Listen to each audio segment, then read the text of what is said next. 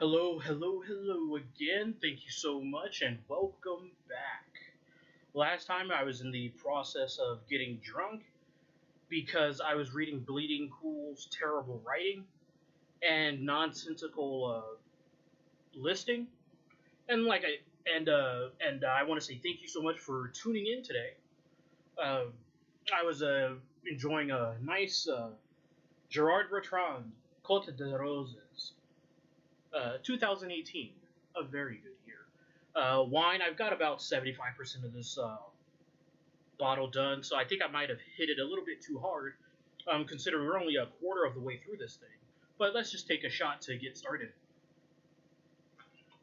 Oh, oh God, the wine is tasting awful again.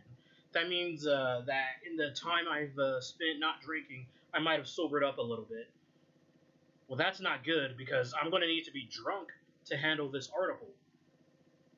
Let's turn on some OC Remix. Just a second. Okay. Okay, excellent. This is remix number 112 from OC Remix. So that, again, OC Remix has over 4,000 mixes that have been uploaded. So that lets you know just how old this sucker is. Anyway, let's get back to the reading of this archive. Now, one thing I do want to emphasize is that whenever you're visiting Bleeding Cool, always check to see if there's an archive, because Bleeding Cool's website, Bleeding Cool's there's not much difference between them anymore. But Bleeding Cool's website is a trash fire of spyware, malware, and everything other type of ware. So you want to just check the archive, make sure you have some sort of app lock technology. Oops. Not app lock. Please don't shut off my Google Plus. Thank you. Yeah, Google Plus does that. Anyway, Greg Capullo, number 74. He's the artist on Batman, Metal, Reborn, and Batman Last Night on Earth, along with Scott Snyder. He's one of the karmic artists who can really move that needle with a strong fan presence. His presence on Metal 2, Dark Metal, or Metal Crisis, whatever it will be called, made in an event comic rather than a Justice League arc, and will significantly add to DC's offers this year. And he can always pop off to draw Reborn 2 when he feels like it.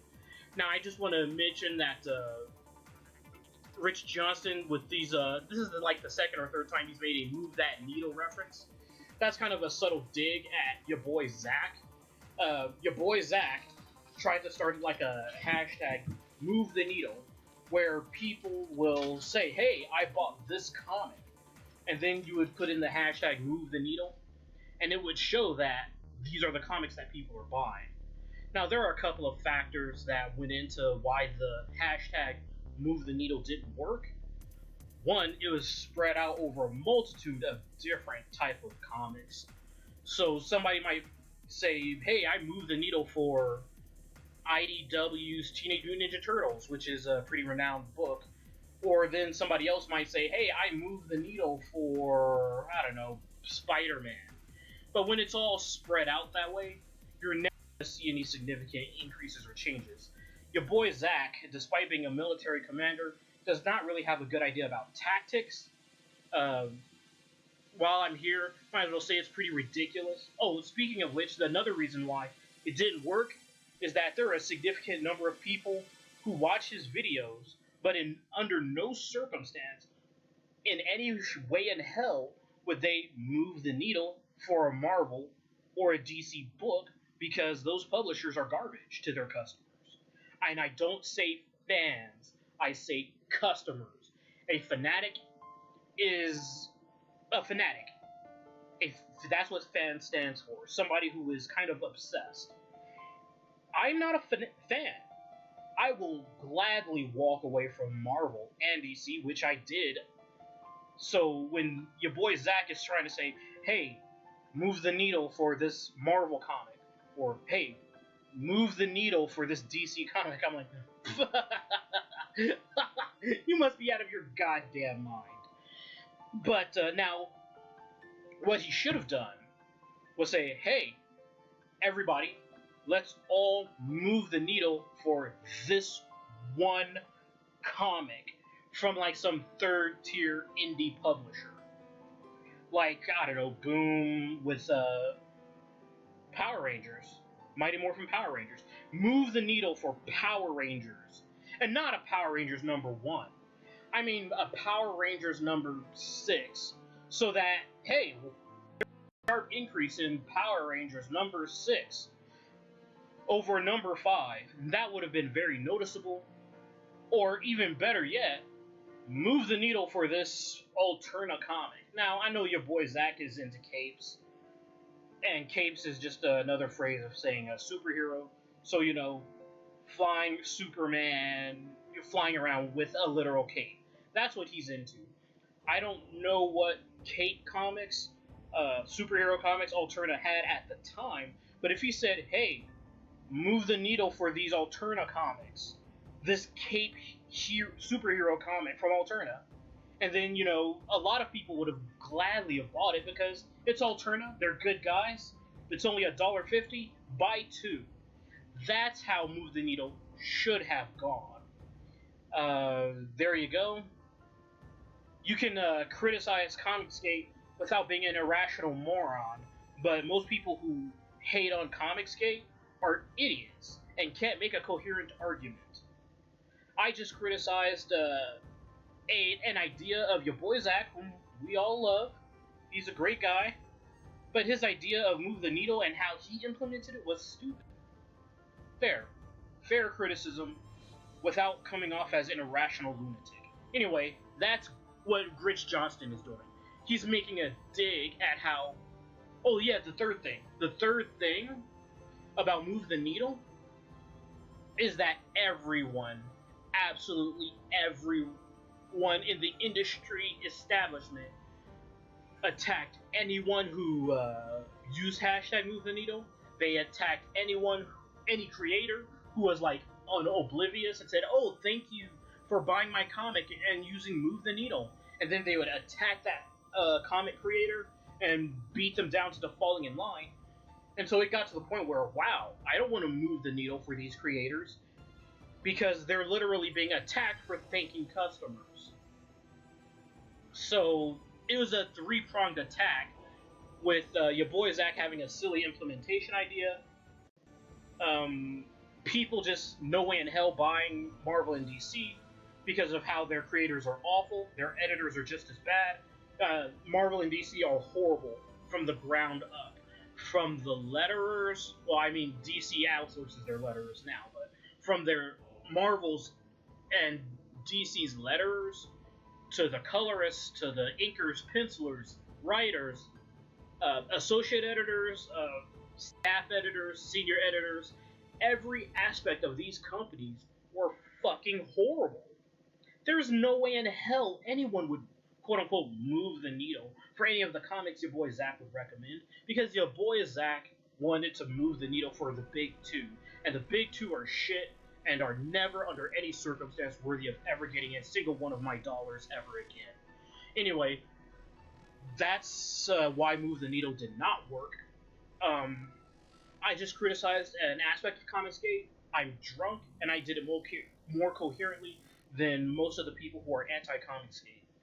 Moving on to number 3, Caitlin D'Amata. She's moved down on the rankings, by the way. She is a partner at Katz Golden Rosenmend LLP, specializing as an attorney in entertainment law, and more specifically with comic book creators, including Ed Brubaker, Rick Remender, Kelly Sue DeConnick, and Chip Zdarsky. Now, this is actually an interesting collection, because I know Kelly Sue DeConnick and Chip Zdarsky are hardcore insiders. I don't know the extent of their networks and connections. You'll have to reach out to Douglas Ernst, Captain Cummings, because I know they are, or at least Kelly Sue DeConnick and I believe Brian Michael Bendis were part of and Gail Simone were part of a clique of people who would show up on, the comics forums and kind of just make their presence known, so to speak. They would say, hey, ban this person or I'm never coming back. And if you've got a comic creator, regardless of them being a garbage person, if they're showing up on your forum, that's pretty fucking cool. If these are comics forums which are fan sites, and I don't mean customers, these are fans. So it's like, hey, get rid of this one person, otherwise we're not coming back. Yeah, this would often lead to people getting banned, which reminds me, the worst editor at least in the past 20 years, what's his face? He's a low-key scumbag. Fuck, I'm drunk. You know what? This is worth looking up. Who was the head guy at Vertigo? Andy Corey. Hold on, I was just about to Google. But, yeah, anyway. Andy Corey, he was also part of that clique. But he was not a creator, he was like a forum moderator at Comics Alliance. Again, this is something Douglas Ernst knows all about, way in the know about this, because he was huge into that at the time. So I know this group of people are part of a clique. They run together, and a lot of people got banned from forums because these creators just didn't like them. Anyway, back to Caitlin DeMotta, a well-regarded negotiator with publishers, with merchandising, and with media rights. She's been responsible for some very attractive deals and an extra zero on the end of some paychecks. A lawyer who's liked? That's a very powerful attribute to have indeed. Now, Ed Brubaker I understand because he's not a piece of garbage, but Chip Zdarsky is a real piece of shit.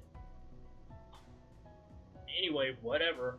I don't know what kind of deals he's had with whatever, but I'm not really going to focus on it because there's a lot of like, hey, we'll option your book for $10,000, and then it'll just never get made. So I wouldn't be surprised if a lot of those kind of things have been made, and she's been a part of those negotiations. Anyway, let's move on. You know what? I'm not drunk enough. Do I take an arbitrary shot? No. That hurts the integrity of this video. Let's make sure I'm still recording. Yes, I am recording. Anyway, number 72, John Goldwater. He has also moved down. Co-CEO of Archie Comics.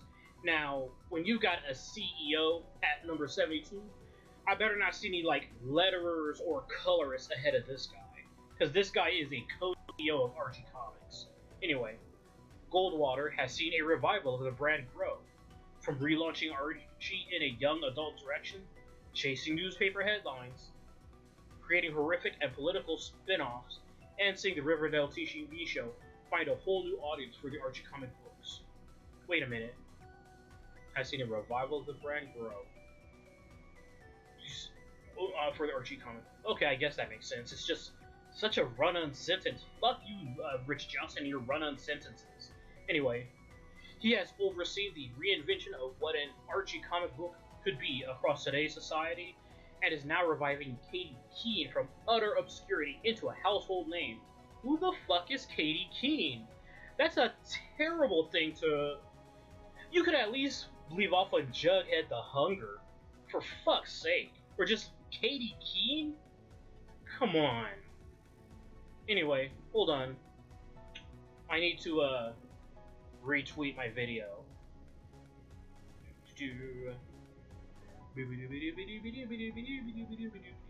Hold on, I just gotta make sure I hit this up on Twitter. I recently uploaded 100 through 75, and so I need to make sure that I retweet that video. It's got no views. Hello, everybody. This is Renault, and I want you to know that today I'm going to do all 100. Alright. By the way, you might have seen that I have YouTube blocked. Because why the fuck not? Anyway, needed to just get that part tweeted out. Anyway, number 71. Charlie Spike Trotman has moved up. Wait a minute, hold on, I do need to take a shot. John Goldwater, Rich Johnston is talking about how John Goldwater has recently got more powerful and spread the word about Archie comics and made them generally more popular. He should have at least stayed in the same place as he was before, or increased in his prominence, not decreased. Let me take a swig of this wine. Oh, it still tastes awful. I'm not drunk enough. Now, anyway, let's hide this for a minute. Charlie Spike Trotman has moved up in his power rankings. Cartoonist and publisher as Iron Circus Comics, the largest comics publisher in Chicago. She sponsors the Creators for Creators grant and has monetized the crowdfunding as pre-order continually and longer than anyone else, raising millions directly from readers. All of this is true, so I don't actually have a problem with this.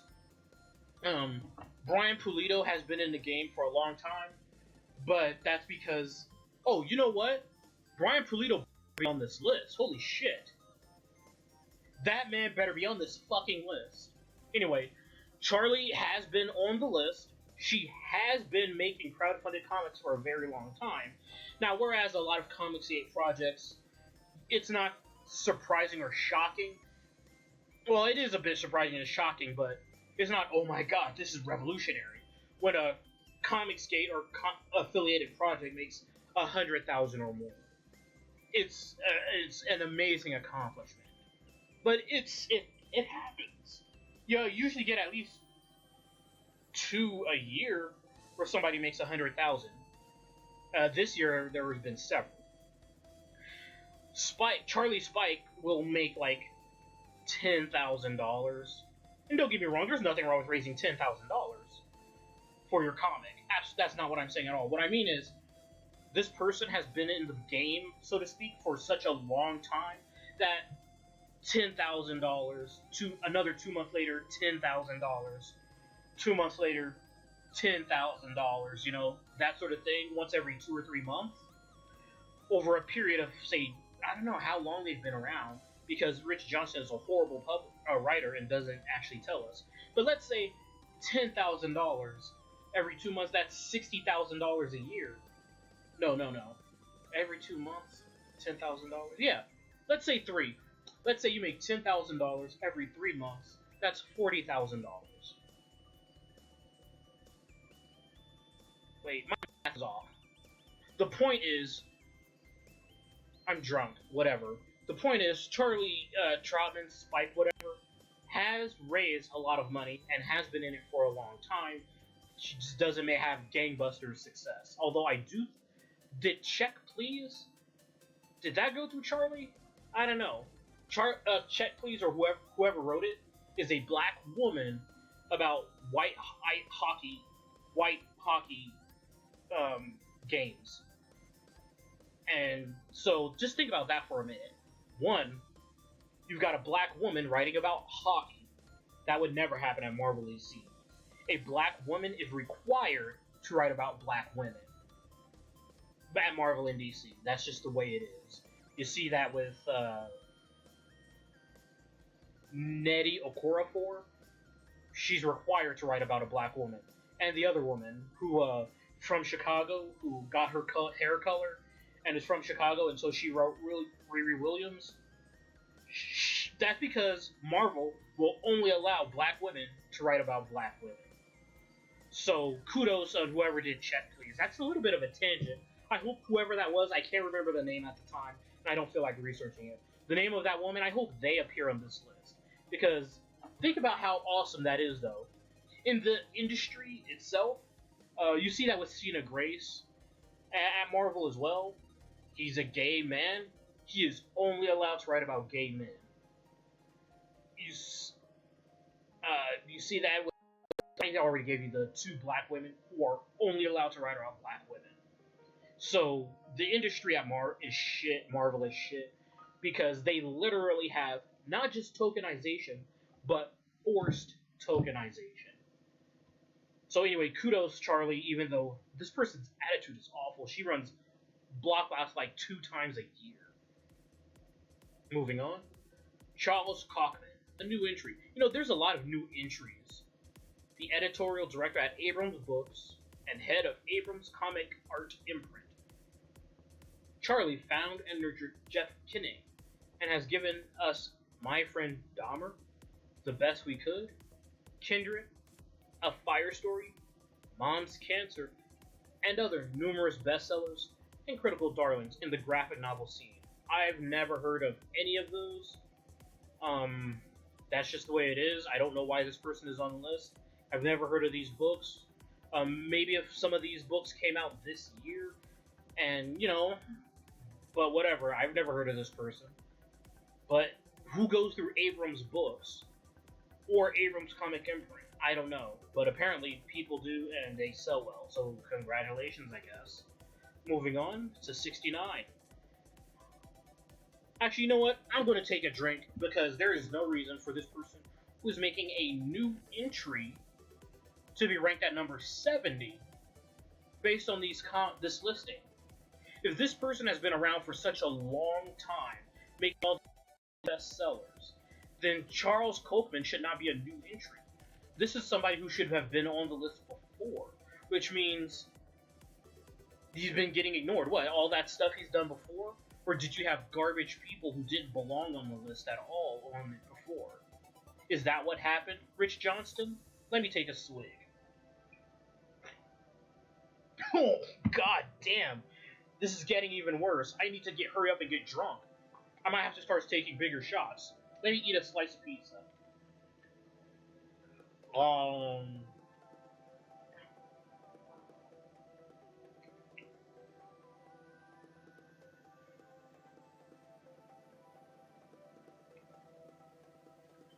Speaking of new entries, we've got James Lucas Jones, another new entry. The Oni Press merger with Lion Forge put JLJ as the head of both companies and centralized control of both catalogs in Portland. Now, without controversy, the additional resources and larger catalog positions him to make Oni a more meaningful player in the comics industry. Okay, this entry actually makes sense. This is a person who just got in charge of new IP at a larger company with at the end of a merger. My only slight quibble is that he's not in control of both catalogs. It's one catalog now. That's what happened with the merger. I mean, at least, I don't know the specifics, but I would imagine Lion Forge doesn't exist anymore. Unless they had a merger, but agreed to keep the names separate, but they're all operating under Oni Press. Maybe that's what happened. But again, it's a slight quibble. Let's move on. Nick Lowe, who's moved down. Why is executive highlighted here, Rich Johnston? Let's take a drink. You're a shit writer, and this has clearly not been a check for accuracy or editing. Executive editor, or is this editor? Who can say? Because I don't know whether this is supposed to be highlighted or not. It's just there for no reason. Just like how earlier one of the entries had a random period after the name. Just a random period after the name for no reason.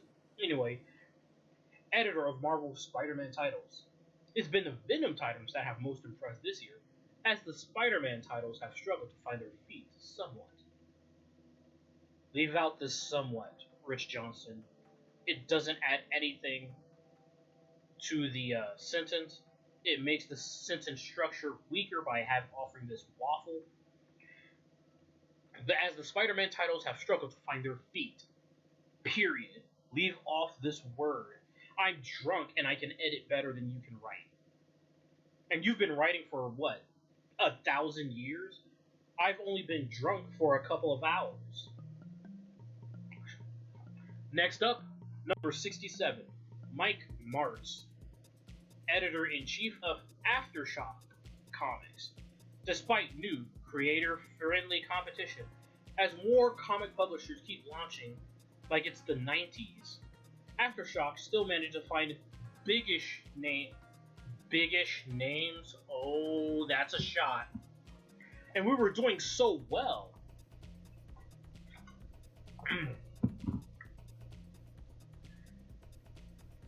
Bigger name creators.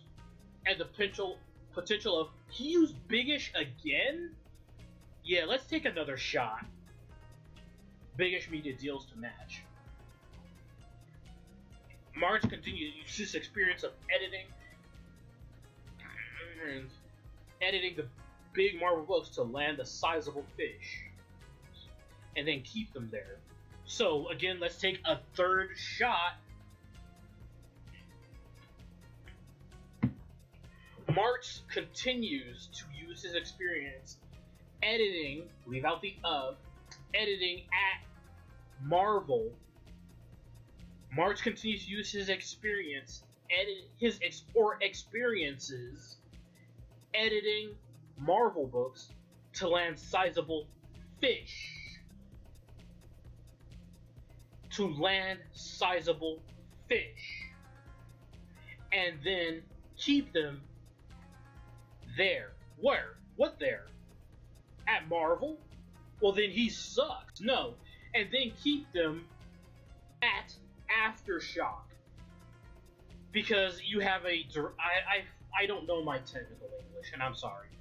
But when you use Marvel here, but you're talking about Aftershock when it comes to there, you take out the there to remind people of what that the there is not in reference to Marvel. The there is in reference to Aftershock. So, and then keep them at Aftershock. Fucking asshole, Rich Johnston. Hey, Bleeding Cool, yo. Maybe it's the alcohol talking, but if you're just looking for somebody to just edit Rich Johnston and then do nothing else, all like Marvel just not Marvel, but Rich Johnston just takes a dump and then calls it writing an article, and then you need somebody to edit him, hit me up. Would I do it for free? No. But you know, if you don't want to have this kind of garbage on your website, you know, hit me up. Moving on. Oh, and by the way, Mark Martz has moved up. So moving on to Courtney Simmons, who has moved down on the power rankings. Senior Vice President of DC Publishing and Communications. There should be an of here, not a comma. And since this is the first time we are seeing SVP in reference to Courtney Simmons, you would type this all out, Rich. You would type out Senior Vice President. You would remove this comma and put in of DC Publicity and Communications. Let's take a drink. Let's take another drink from that Mike Martz article, paragraph 2.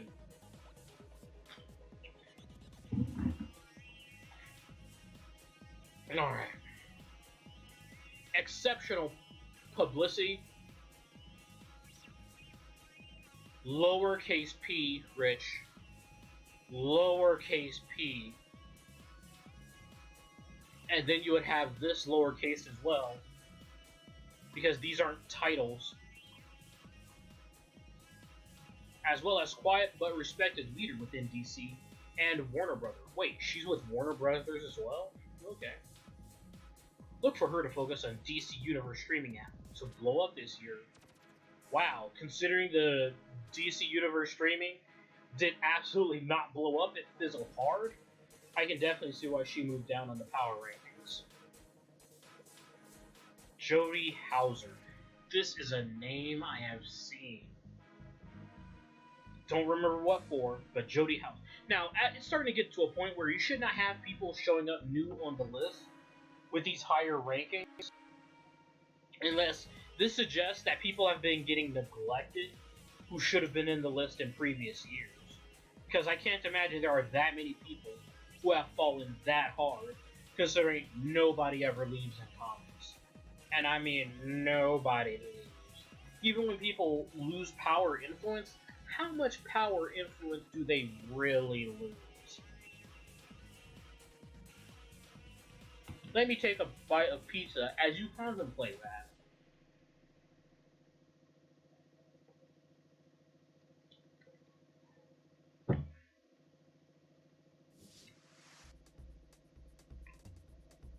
Think about how Mark Wade has thoroughly embarrassed himself and possibly Marvel by how he bullied two Asian publishers within the past year. Not allegedly.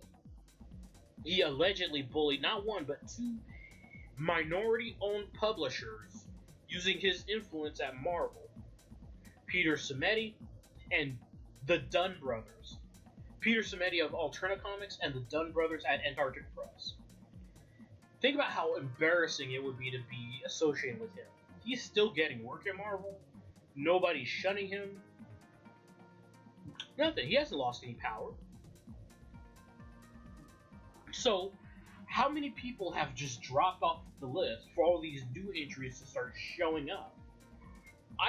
If I were more research inclined and not drunk, I would actually research to see who is actually on this list this year in 2019. Who's not on the list in 2019 but was on the list in 2018. Anyway, let's talk about Jody Houser. Who isn't hiring Jody Houser this year? Indie Comics. Dropping book after book, darting in and out of major franchises like Star Wars and Doctor Who. She's almost double the page count she produced in 2018, with 55 mainstream comics published to her name this year alone. Add to that a friendly, fun personality, and peerless network of deals, and she's poised to keep making an impact in 2020. So this is actually a good reason for someone to show up on a listing if they're just finding themselves getting a lot of work because of merit. I don't know if she's on the getting a lot of work because of merit, but if she is just getting a lot of work like Max Visaggio, who's just getting work because of you know, I don't want to go into it because I don't want to risk this thing getting false flagged by Max Visaggio, but let's just say Max Visaggio is not getting work because of merit, and leave it at that. If Jody Houser is getting work and getting all these books because of merit, then that would be that she belongs on the list. Because Rich Johnston is a hack and a terrible writer, I can't trust this listing, so I'll just move on. Dave Marshall has moved down the list. Editor-in-Chief of Dark Horse Comics, now with an added Chinese investment boost, his choices, recommendations, and picks have just been given a few espresso shots.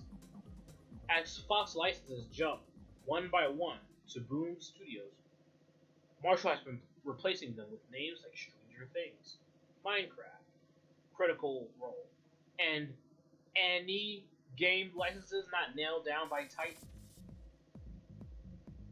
Okay, that's actually not a bad listing. I guess he's moved down in power rankings just because of the popular titles they did have has been leaving. Hold on, I think we just heard this tune like 5 minutes ago. I mean, don't get me wrong, I like it, but we just heard this.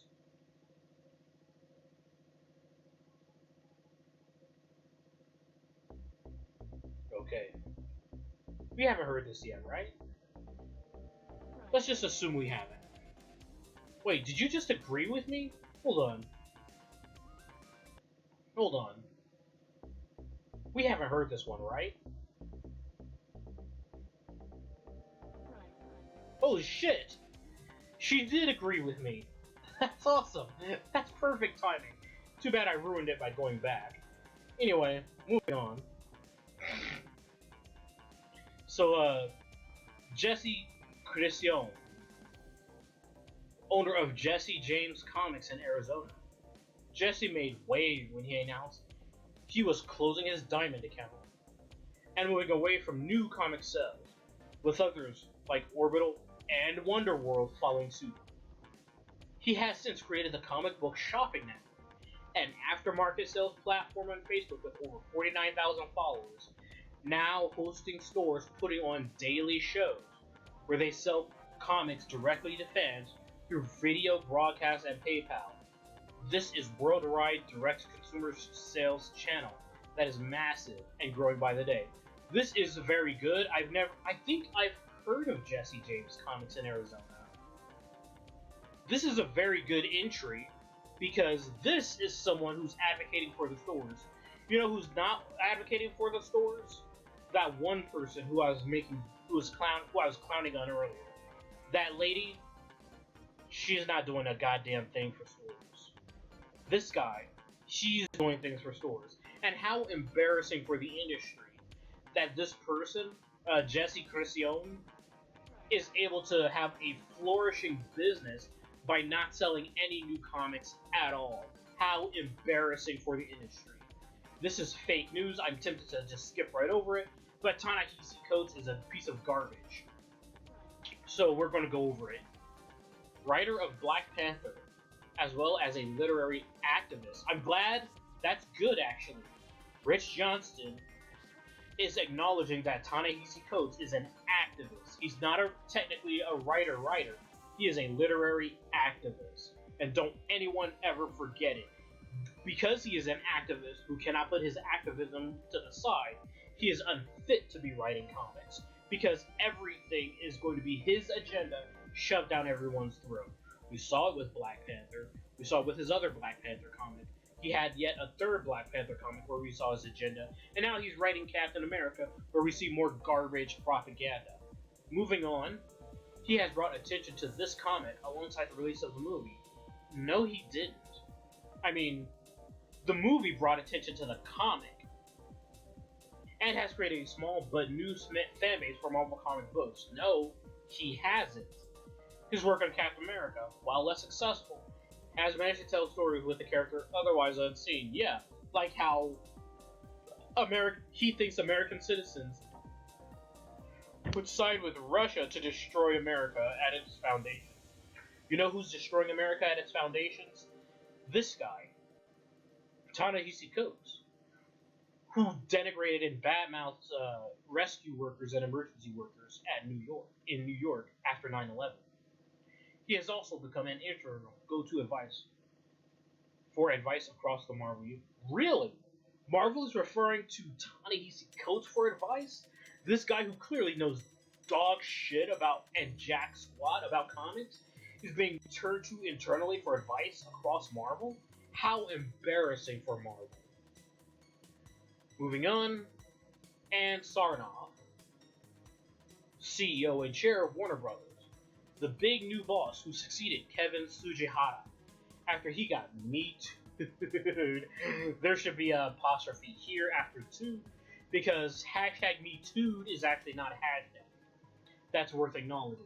It's Me Too apostrophe ED. Let's take a shot and a bite of pizza.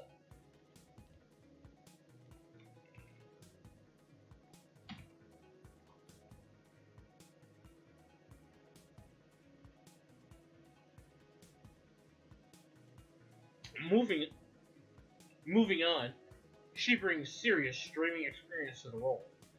But her father-in-law, Bill Sarnoff, was chairman of Warner Publishing, which oversaw DC Comics and Magazine, and he is also credited with getting Superman, the movie, greenlit in 1978. She is expected to be rather fond of DC as part of her family legacy, but also expected to be very involved with the DC Universe streaming out, how it will share rights with other broadcasters, and make the digital comics more widely available. Also, that's a perfect position for which to release the Snyder Cut, if she so wishes. Now, I don't give a fuck about the Snyder Cut, personally. But this is kudos to the people who have been clamoring for a release of the Snyder Cut, because you're getting a shout out in Bleeding Cool. But why is she a new entry? Is it because of DC streaming? Because DC streaming is not doing well.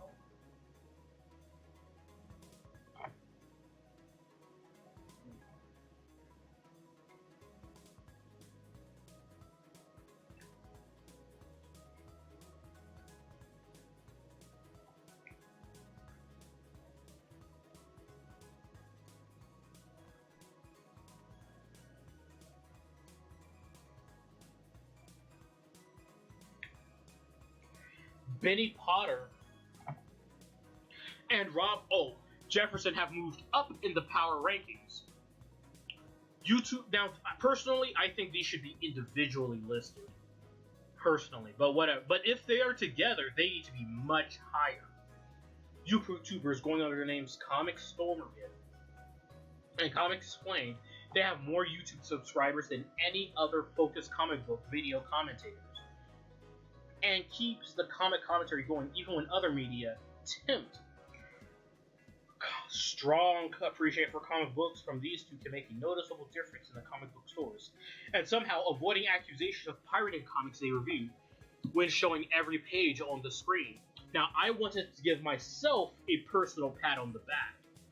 I have called them both out for showing every page of a comic, pirating their comic, and Marvel and DC doing fuck all. So, I have to give Rich Johnston kudos for bringing attention to this. In fact,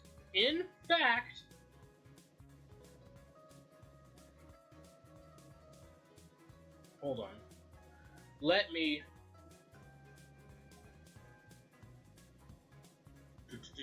because I don't know if any of you are aware, but there was a huge dust-up about, oh, the comics piracy is hurting comic books. Oh. And somehow these two people avoided accusations of piracy, which is true.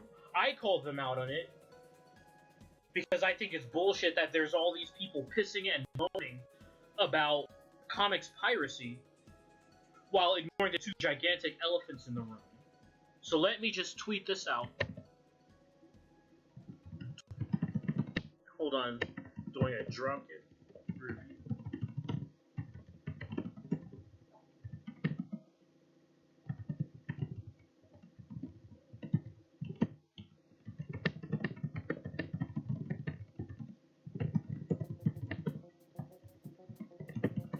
Hold on. And I have to give kudos for Rich Johnston.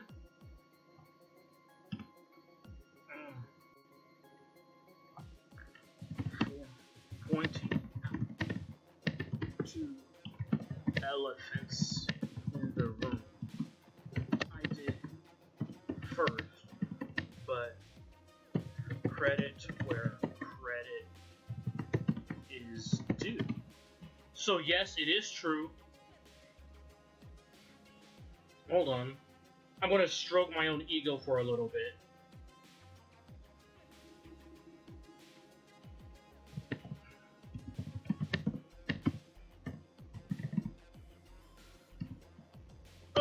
Hold on. Stroking my own ego. By the way, when I say that I've done something, I did do it. See, here I am. When the entire comic book industry has spent nearly 2 weeks whining about comic book piracy, but somehow ignore not one but two gigantic elephants in the room. Yeah, I did it first. So, let's give myself some kudos here. Actually, you know what? Let's screenshot this entire tweet.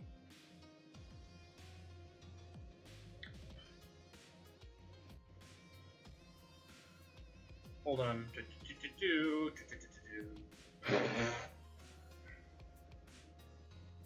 Oh, and let's just see what I was written reference to. In case you missed it, creators and critics talk comic book piracy and its effects, and then I responded. When the entire comic book industry establishment spends nearly 2 weeks whining about comic book piracy, but somehow ignore not one but two gigantic elephants in the room. Act Comic Perch. By the way, this is a cool dude. Follow him. He also has a YouTube channel. Follow his YouTube channel. So yeah, I'm gonna take a picture of the. Yeah. So let's boom.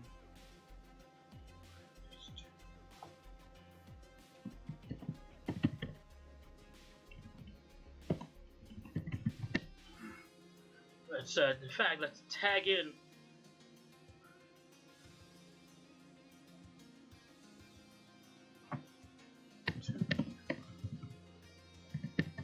Later. Do.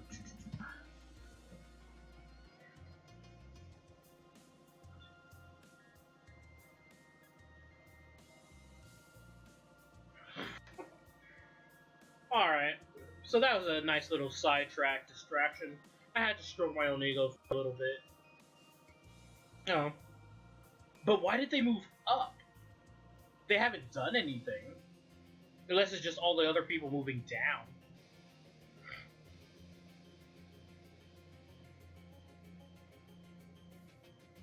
Anyway, Gail Simone.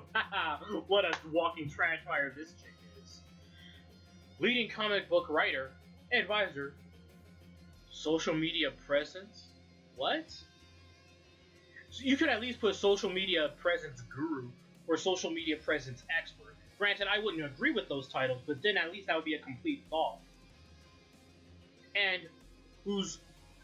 So hold on a minute. Leading comic book writer, advisor, social media presence, and whose women in refrigerator continues to impact all over, to have impact all over the place. Simone has also become the showrunner of the Lion Forge line of superhero comic books. God, put a period here for... Please, Rich Johnston, after I just praised you for making an astute observation that I made first about Benny and Rob, at least, you know what, take a shot. Take a shot. God damn it. Somehow I think this wine is getting worse. Anyway. Where was I? Oh yeah, run-on sentence that needs a period. And launching 7 days, twice, to critical acclaim. What?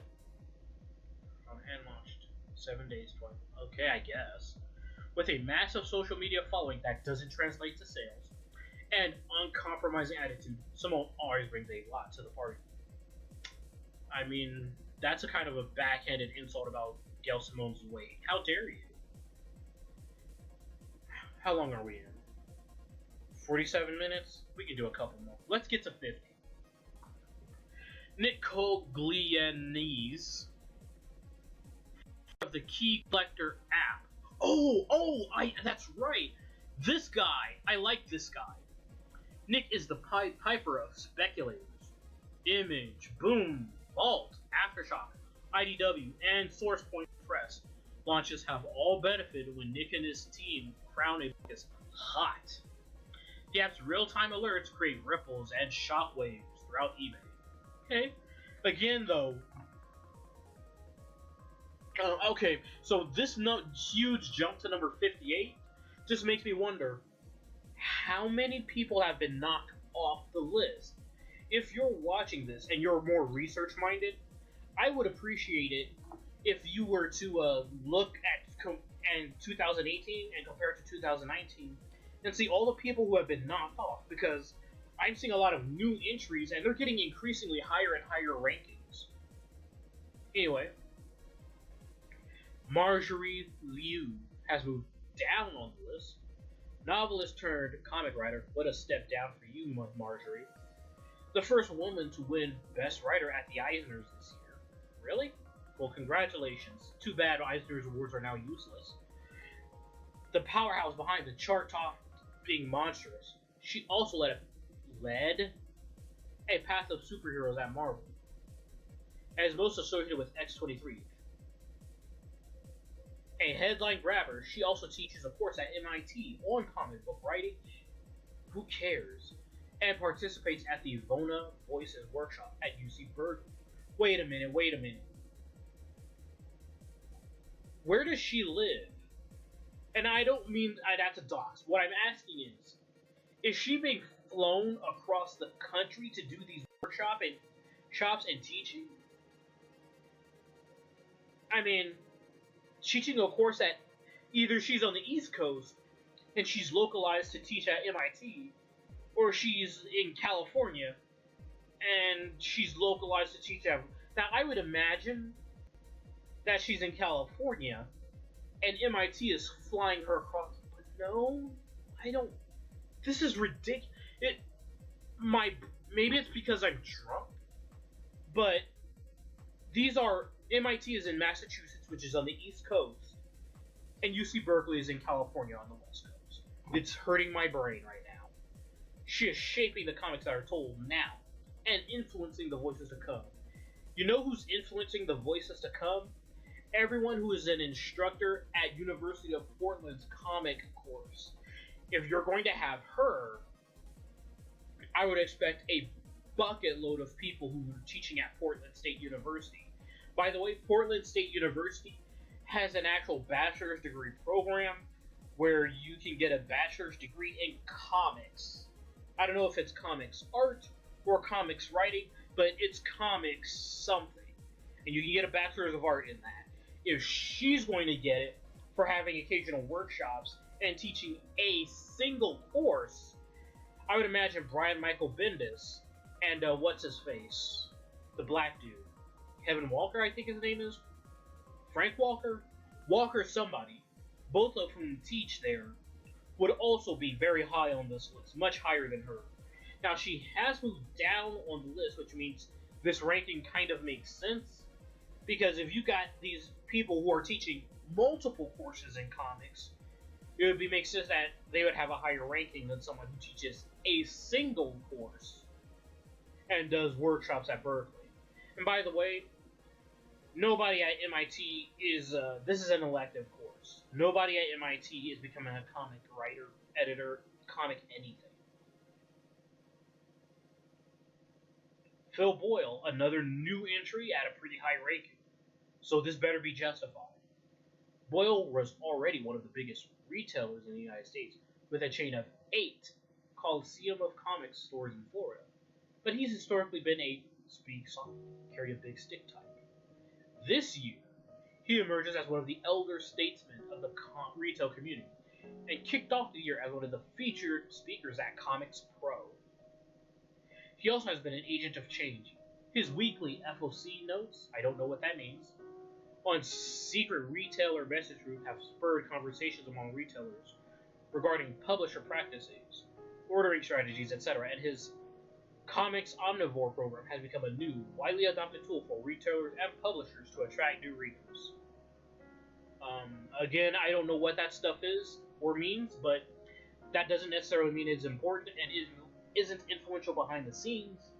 But I'm most interested in this agent of change, weekly FOC notes on secret retailer message groups. I'm really curious about that. Kami Garcia, another new entry, co-author of Beautiful Creatures, and writer of the Teen Titans Raven graphic novel that tore up the bookseller charts for DC this year, and found a brand new, previously untapped audience for DC. Did she? I don't remember that comic making any noise at all, but again, maybe I just wasn't paying attention. A sequel to follow imminently. Garcia is the flag bearer for DC's YA titles through 2020. You mean it's not Kristen Castellucci? Chris Castellucci? Whatever. The chick who made that just god-awful Female Furies comic, that's not the white flag bearer for young adults for DC? It's this chick? Well, congratulations, Kami Garcia. I've still never heard of your book. But then again, maybe it's better that I've never heard of your book than having heard of your book because it's just god-awful. Up next is Chris Powell, who has moved down in his rankings. Promoted from Diamond to Family Jeppy, he has oversight over parts of Jeppy's entire suite of companies. That makes no sense. He has oversight over parts of Jeppy's entire suite of companies? Okay. Which parts? Which particular companies? He has spearheaded a number of initiatives in the comics distribution industry, none of which have seemed to have meant a goddamn thing. Encouraging and incentivizing retailers to launch new stores or expand.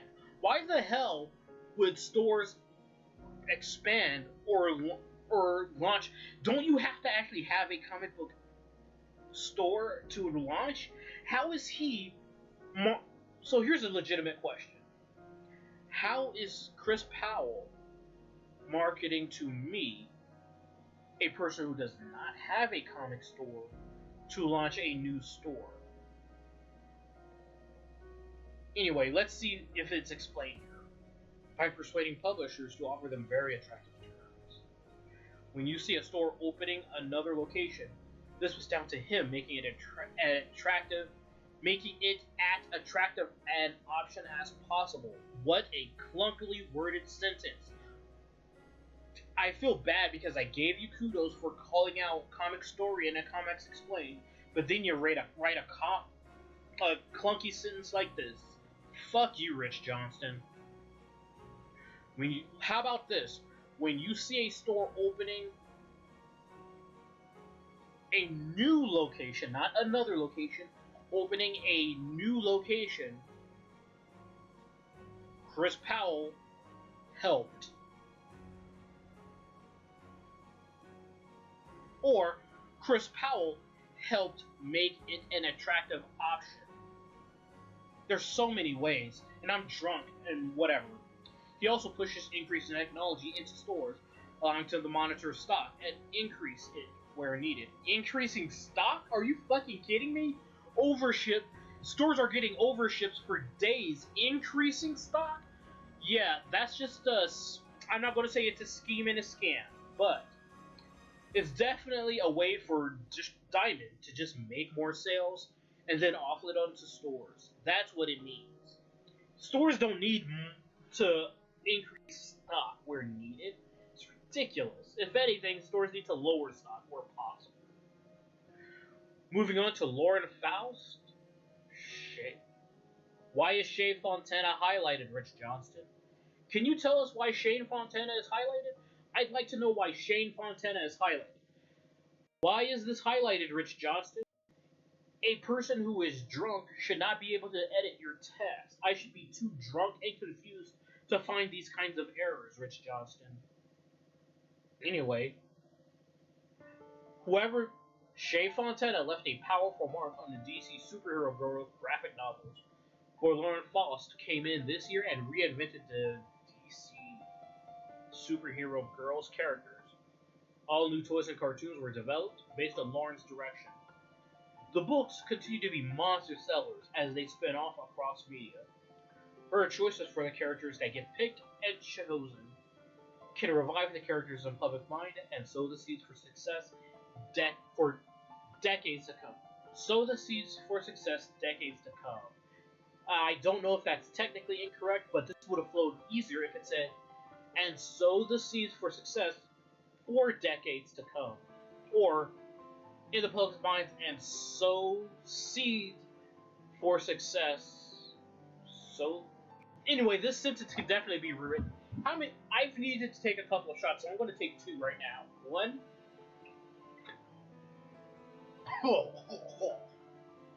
Two. Oh. Let's take a third one for good measure.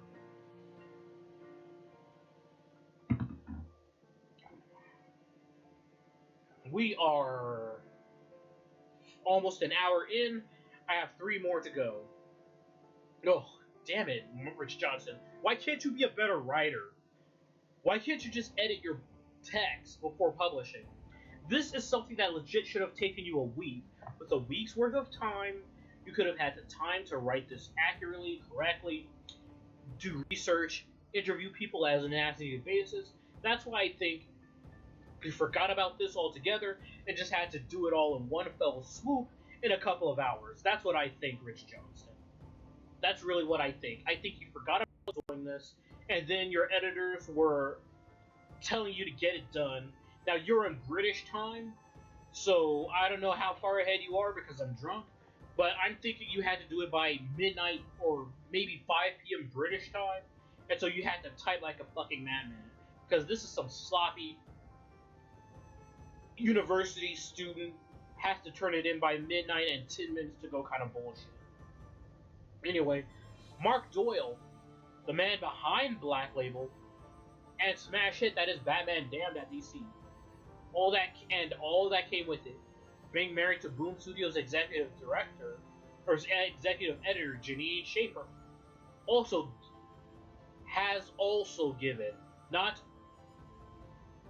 given him access to much wider group of talent that he may have.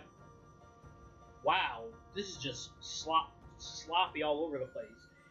Being married to Boom Studios executive editor Janine Schaefer has given him access to a much wider group of talents. Period. Leave off all this. Leave all that off. Or if you need to have this, let's see. You know what? Let's just leave that off entirely. I know there's a way you can have this in by rewriting some other stuff, but let's just say Rich Johnston is a fuckhead. Tim Lanigan, who has... Wait a minute. Hold on. Mark Doyle is behind Black Label. The Black Label is critically acclaimed. Batman the Damned is critically acclaimed. Why is he moving down on the list? He should be moving up on the list. And being married to Boom Studios executive editor should also help move him up the list. This is wrong. He should be moving up the list. I don't know to where, but it shouldn't be down. Moving on to Tim Lanigan, another member of Jeffy's family. Part of Jeffy's family, he has oversight over the entire suite of companies, whereas the previous person was only a part of it. Another voice of change. You know, I'm noticing that you're using repeating text, Rich Johnston. I'm drunk and I can notice it. If you were sober, you would have noticed it too.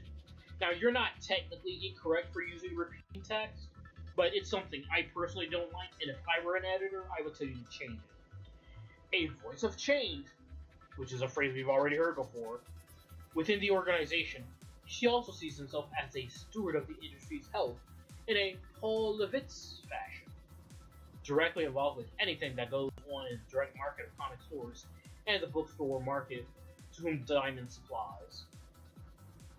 He negotiates contracts with comic book publishers and has direct power over almost every one of them. I bet he's Marvel and DC's bitch. Why is he moving up? Wait, why is he moving up? What has he done to move up on the... You know what? These two should be switched at minimum. There's no reason for him to move up and this person to have moved down. Diamond is a shitstorm right now. It's in total freefall. People hate Diamond more than ever. Now this is Christina Merkel. She has moved up the list. Co-owner of the international comic book discount site DCBS. We saw this from someone before. Diamond Comics' biggest comic account, with a major influence as to what comics she recommends to her customers. She is also president of the Comic Book Legal Defense Fund, able to heavily influence which cases the activist free speech group takes on. Hold on, have we seen this almost exact same text already? Comic Book Legal.